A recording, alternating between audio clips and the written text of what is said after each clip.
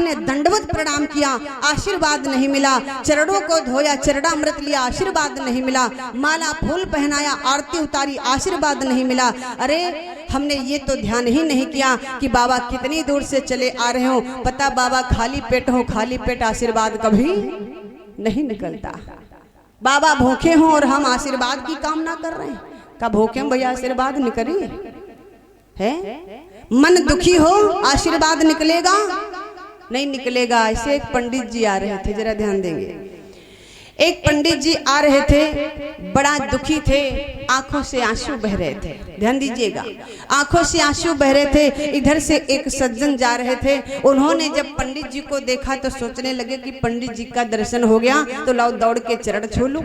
और जैसे ही चरण छूने लगे वैसे ही पंडित जी कहने लगे खुश रहो भैया, खुश रहो। वो सज्जन उठे और कहने लगे महाराज जब तुम्हें रुआवत हो तो हम कहाँ खुश रहा।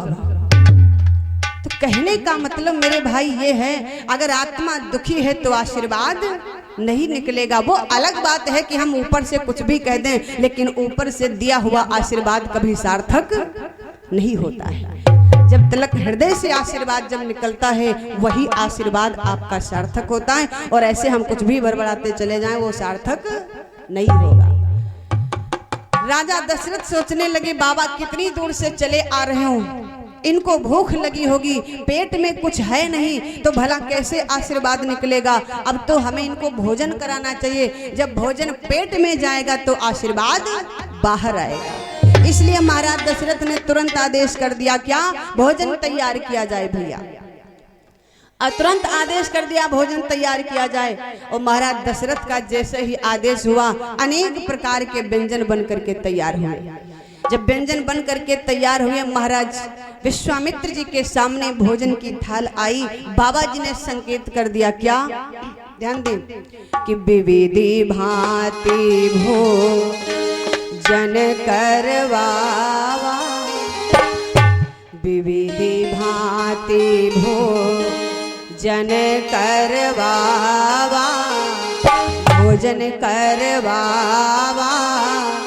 मुनि बर हृदय हर्ष अति पावा, विविधि भांति भोजन करवावा, भोजन करवावा। मुनि बर हृदय हर्ष अति पावा, विविधि भांति भोजन करवावा, भोजन करवावा। मुनि बर हृदय हर्ष अति पावा, विविधि भांति भोजन करवावा, भोजन करवावा। मुनि बर हृदय हर्ष अति पावा। विविधि भांति भोजन करवावा, भोजन करवावा। मुनि बर हृदय हर्ष अति पावा, विविधि भांति भोजन करवावा, भोजन करवावा। मुनि बर हृदय हर्ष अति पावा, विविधि भांति भोजन करवावा, भोजन करवावा। मुनि बर हृदय हर्ष अति पावा। आज महाराज दशरथ ने अनेक प्रकार के व्यंजन बनवा करके तैयार किए। भैया विविधि भांति भोजन बनवावा, इतने प्रकार के व्यंजन बन करके तैयार हुए कि जिनको देख करके मन भर गया। भैया जरा विचार करना, विविध प्रकार के व्यंजन बनवाए। अगर विविध प्रकार के व्यंजन ना बनवाए होते, खाली ऐसे सादा भोजन बनवाया होता तो तुलसी बाबा सीधे न लिखते दाल भात भोजन बनवावा, सीधे न लिख देते। लेकिन यहाँ पर तो विविध प्रकार के व्यंजन बन करके तैयार हुए ना। लेकिन व्यंजनों की थाल जिस समय विश्वामित्र जी महाराज के सामने आई, विश्वामित्र जी महाराज ने उस थाल की तरफ देखा तक नहीं।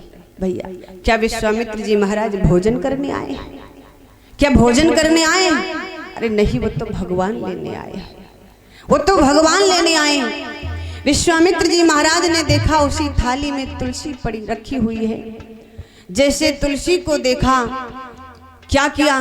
तुलसी दल छोड़ दिया थाली में, लेकिन भोजन नहीं किया। भैया भोजन नहीं किया, तुलसी दल छोड़ के प्रणाम कर लिया पर भोजन नहीं किया।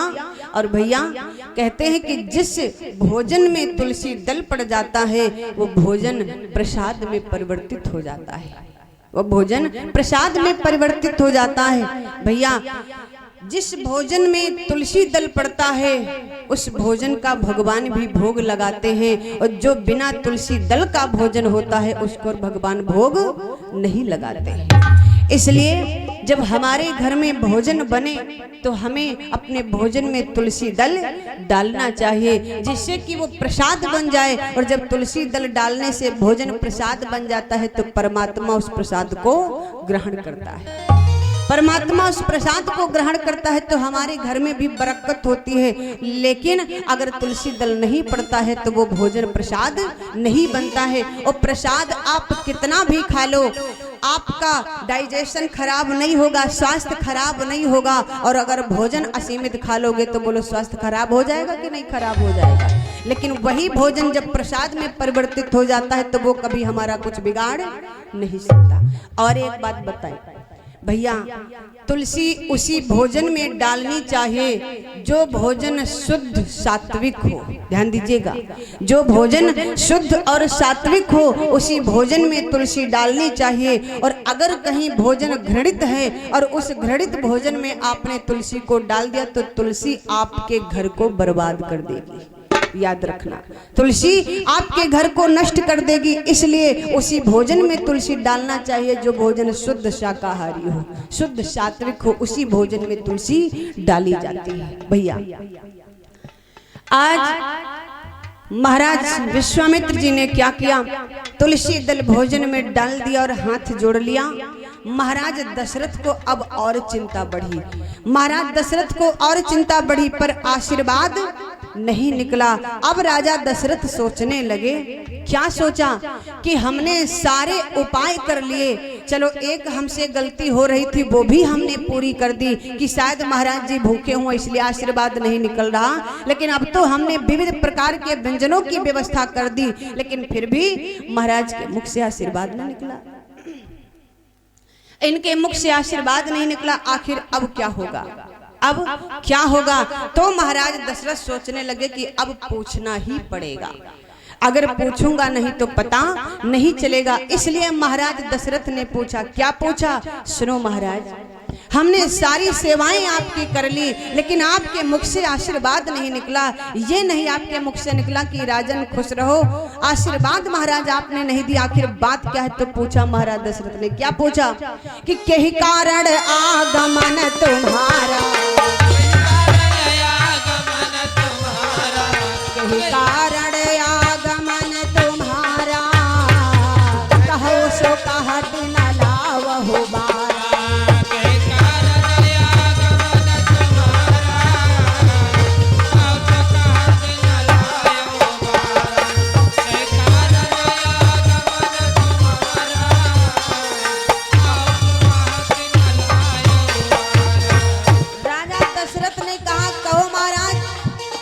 आना हुआ, आप कुछ बोल क्यों नहीं रहे हो महाराज, बताओ तो सही क्या बात है? तो विश्वामित्र जी ने कहा, राजन सुनो मेरी बात, हम तुम्हारे यहाँ तुम्हारा सम्मान लेने नहीं आए। आपने मुझे अपने आसन पर बिठा दिया, सिंहासन पर बिठा दिया, मैं यहाँ पर मैं अपनी प्रभुता लेने नहीं आया हूँ, मैं तुम्हारा भोजन करने नहीं आया हूँ। अगर मैं कुछ लेने आया हूँ तो भगवान लेने आया हूँ। क्या बोले? असुर समूह सतावहि मोहि,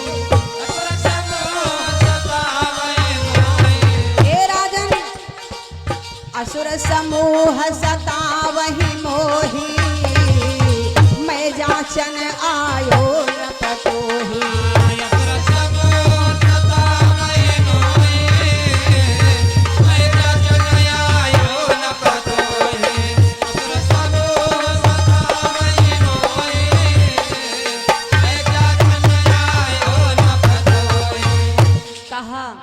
किसने?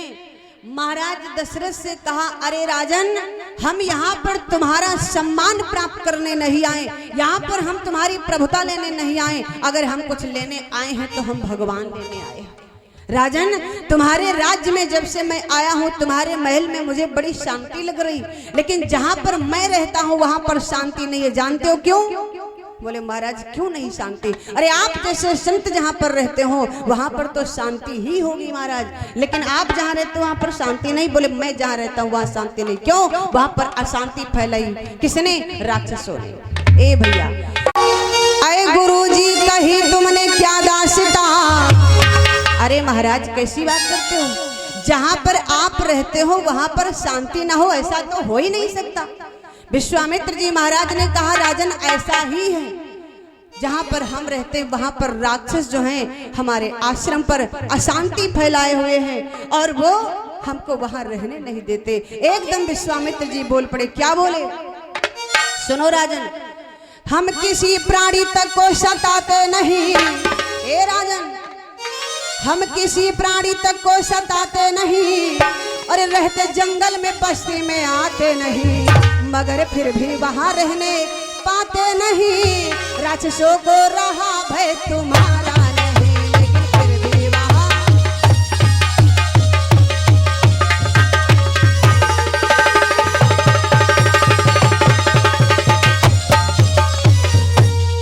बोले, अरे राजन, जहाँ पर मैं रहता हूँ वहाँ पर अशांति है, राक्षस मुझे रहने नहीं देते, और जहाँ पर तुम रहते हो वहाँ पर तो शांति है। और जब इतनी बात कही, बोले हम तो कभी किसी को नहीं सताते, कभी किसी को कोई कष्ट नहीं पहुंचाते, लेकिन फिर भी मुझे कष्ट मिल रहा है। और जब राजा दशरथ ने ये बात सुनी तो कहने लगे, हमारे होते हुए और राक्षस तुम्हें परेशान करें। उठकर खड़े हो गए महाराज दशरथ और क्या बोले? सुनो गुरुदेव, अरे गुरुजी कही तुमने क्या दास्ता। महाराज क्या कह रहे हो? अरे गुरुजी कही तुमने क्या दास्ता। अरे राक्षसों को रहा भय हमारा नहीं, दे दो आशीष उन पर चढ़ाई करूं, पापियों की पलक में सफाई करूं। दे दो आशीष उन पर।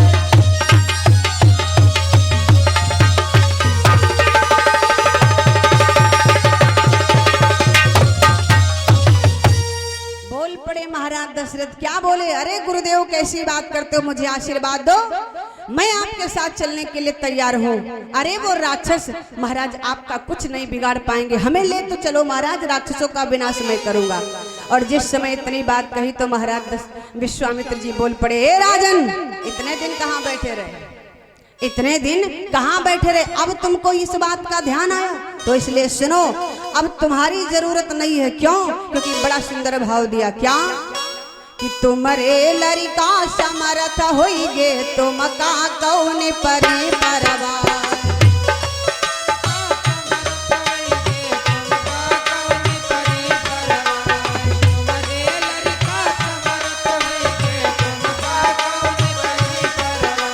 राम लक्ष्मण मांगे दई दो, जिनका जय बई संघलिवा।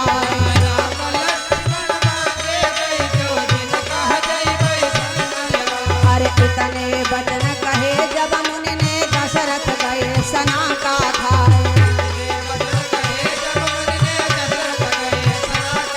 अरे बारे लड़का मुनि मांगती हैं, कहते प्राण रहे घबराए। ए जोरे गदोरिया दशरथ बोले, यो गुरुवर से कहे सुना।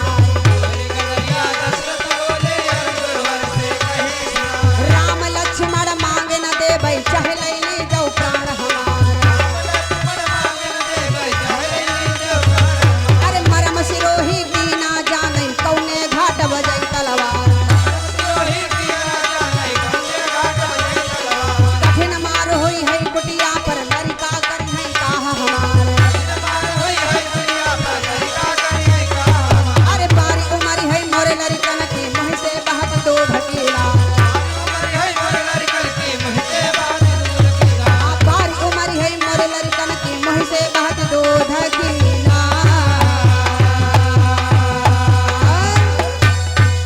प्रेम से बोलिए सच्चिदानंद भगवान की जय। महाराज दशरथ से कहा, विश्वामित्र जी ने कि अब तुम्हारी जरूरत नहीं है, अब तो तुम्हारे राम ही काफी हैं, उन राक्षसों पर भारी पड़ेंगे, तुम्हारी जरूरत नहीं है, क्योंकि अब तुमको देख करके हमें तो दया आ रही है। किसने कहा? विश्वामित्र जी ने। बोले तुम्हें देख करके दया आ रही क्या?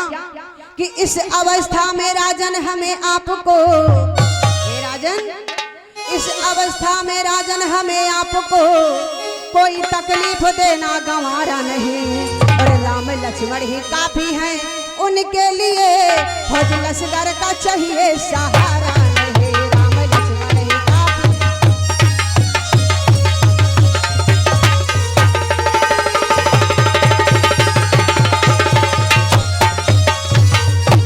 बोल पड़े महाराज दशरथ से, क्या राजन अब तुम्हारी जरूरत नहीं है, अब तो बस अपने राम को मुझे दे दो, तुम्हारी जरूरत नहीं, तुम तो बूढ़े हो गए हो, तुम तो बूढ़े हो गए हो, तुमको देख करके तो मुझे दया आ रही है, अब तुम्हारी जरूरत नहीं। भैया इधर जिस समय महाराज दशरथ से इतनी बात कही तो महाराज दशरथ कहने लगे, गुरुदेव क्या मांगा? महाराज क्या मांगा? मेरे राम लक्ष्मण को मांग लिया। अरे आपको मांगने में भी जरा आपने संकोच नहीं किया, मेरे राम लक्ष्मण को मांग लिया, जबकि आप जानते हो क्या कि चौथे पन पायो सुतचारी,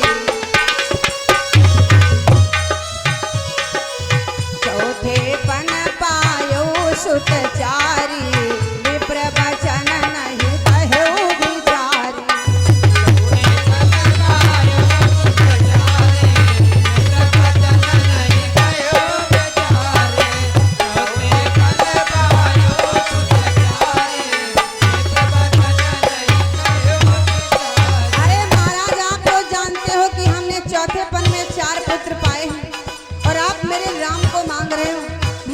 नहीं दे सकता महाराज, राम के बदले आप हमसे कुछ और मांग लो, मैं देने के लिए तैयार हूँ, लेकिन राम को नहीं दे सकता हूँ। क्या बोले सुनो महाराज, मांगो भूमि धेनु धन कोश, क्या नहीं महाराज दशरथ देने के लिए तैयार हो गए, लेकिन राम को देने से इनकार किया। भैया जान दें क्या बोले महाराज दशरथ, सुनो महाराज, क्या मांगो भूमि धेनु धन कोश, और सुनो शरबस देहूं आज सहरोसा।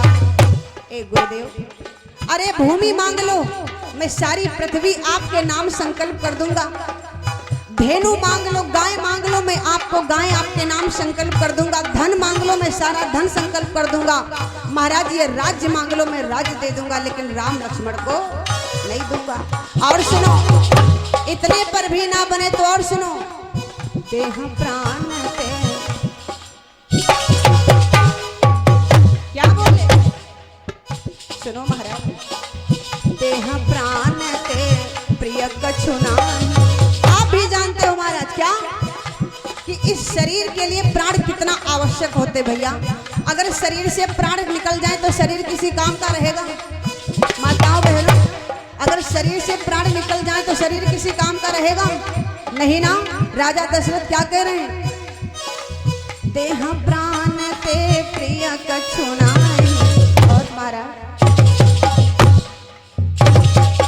सो मुनि देव निमिषाय कमाई, मुझे अपने प्राणों की भी चिंता नहीं है, अगर मेरे प्राण मांग लो तो मैं वो भी एक ही निमिष में दे दूंगा। भैया निमिष जानते हो किसे कहते हैं? निमिष मालूम है? ये हमारी जो पलक गिरती और उठती, जरा विचार करना, हमारी पलक गिरी और उठी, इसके बीच का जो समय होता, बीच में जितना समय लगता, उसी को निमिष कहा गया है। राजा दशरथ कहते हैं क्या, सो मुनि देहु निमिषाय कमाई, एक ही निमिष में अपने प्राण दे दूंगा, लेकिन महाराज सब सुत प्रिय मोहे राम की नाम। अरे मुझे मेरे तीनों पुत्र जो है राम की तरीके से प्यारे, लेकिन सब सुत प्रिय मोहे राम की नाम, राम देती नाय बनती गोसाई। कैसे दे दूं? और सुनो, कहानी से चर अति घोर कठोरा। महाराज कैसे दे दूं अपने राम को, तुम्हें कैसे दे दूं? कहाँ वो राक्षस इतने कठोर और कहाँ हमारे राम कोमल। सुनो महाराज क्या बोले, कहा निश्चर अति घोर कठोरा, कहा सुंदर सुत परम किशोरा। इसलिए महाराज मेरे राम लक्ष्मण को मत ले जाओ, मैं अपने राम लक्ष्मण को नहीं दूंगा। कहा निश्चर अति घोर कठोरा, कहा सुंदर सुत परम किशोरा, कहा सुंदर सुत परम किशोरा, सुंदर सुत परम किशोरा, सुंदर सुत परम किशोरा, सुंदर सुत परम किशोरा। महाराज दशरथ कहने लगे, अगर हमारे प्राण मांगो वो भी मैं एक ही निमिष में दे दूंगा, लेकिन मैं अपने राम को नहीं दूंगा। कहाँ वो राक्षस इतने कठोर और कहाँ हमारे राम किशोर अवस्था के। आज तक मेरे राम ने राक्षसों को देखा तक नहीं कि राक्षस होते कैसे हैं, और आप कहते हो कि मैं राक्षसों के वध के लिए अपने राम को दे दूं। ना महाराज, मैं नहीं दे सकता। एकदम बोल पड़े महाराज दशरथ, क्या गुरुजी हमसे जीते जी। महाराज, गुरुजी हमसे जीते जी, ये वादा हो नहीं सकता। गुरुजी हमसे